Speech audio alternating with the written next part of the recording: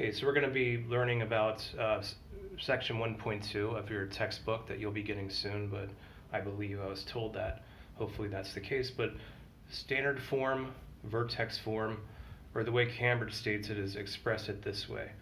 I noticed also they sometimes call HA, they call KB to confuse matters more. But when I mention the word confuse, it's nothing you haven't seen before. You complete the square and hopefully you remember how to do it. But the way this works is if you graph a parabola, you get a, and this is a sketch, this is by no means like accurate, but and the vertex, the bottommost point. So let's say this is at 1, this is at 2, we're trying to find this. So if you have HK, if you have found these variables, the value of these variables, then you have your vertex. So in that sense, it's a convenient form. So if convenient forms of quadratics is your jam, go for it. Okay, so we're going to look at this first example equation.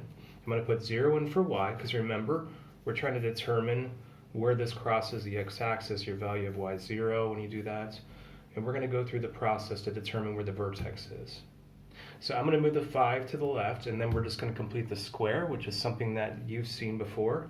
I taught, well, we covered it in IGCSE. I think we've got a blend of Harmony and Times City students this year, it seems. So what we do is move the constant. Remember, this term is the constant term. We're going to move it to the other side.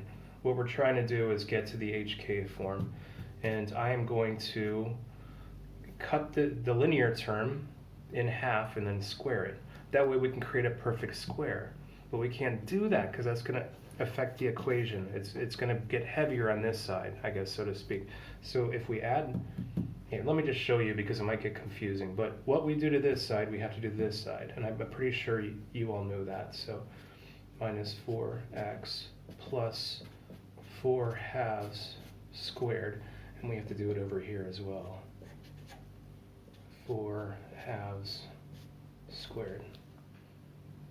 Okay, and now we're going to take it further. I went ahead and did the work because I wanted to keep the video short, and I know, well, I'm hoping, and if you don't know how to do this, just let me know. Just tell me that I went too quickly.